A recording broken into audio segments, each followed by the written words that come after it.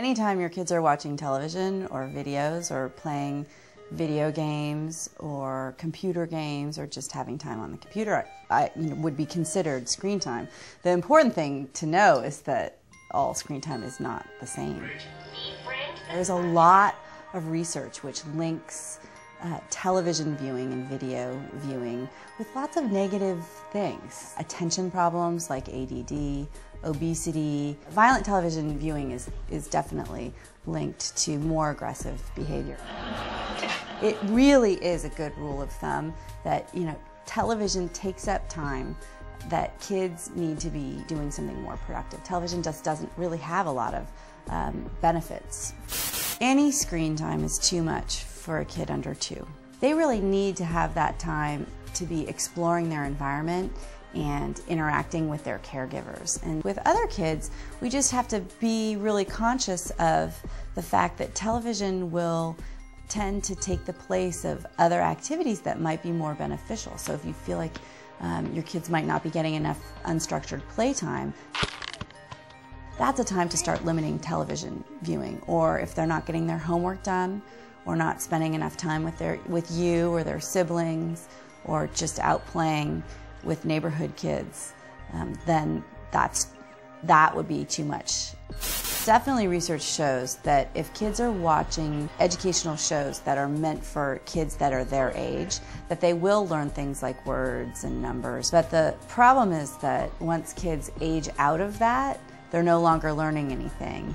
Well, a great thing to do is to definitely watch the educational television with your kids. The research does show that if parents try and reinforce what kids are learning from watching television or even from some of the educational computer games, that kids will actually learn a lot more, that it'll stick with them a lot longer. He's live at Legacy Emanuel Hospital. If something is on that seems inappropriate, it happens to all of us, especially with we'll tend to have the news on in the background. Very often it is a conversation starter that we hadn't totally anticipated.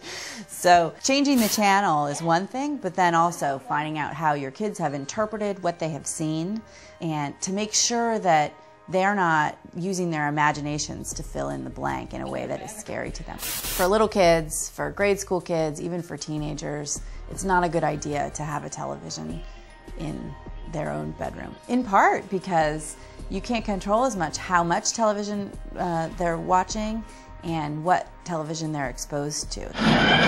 Video games, on the other hand, depending on what type of games they are, can have some tremendous benefits for kids. For example, teenagers, particularly teenage boys who play sports video games, are actually tend to be more active. They play the sports on the video games and then they master them kind of out in the real world.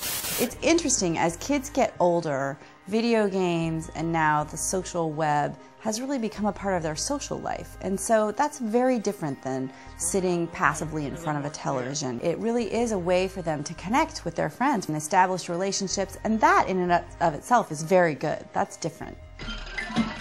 Although, I will say with video games, they definitely aren't all good. We know that about 20% of video games that kids play, they've been rated in such a way that they're too violent or too sexual for kids. We have a lot of really good studies which show a really strong link between kids who are playing those violent or very sexual video games and less helpful behavior.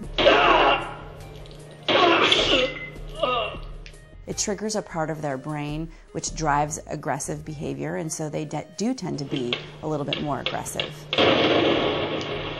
Given that we live in this society which there is so much television and movies and all this media, it's not all bad, and it in fact can be a great thing for families to do together.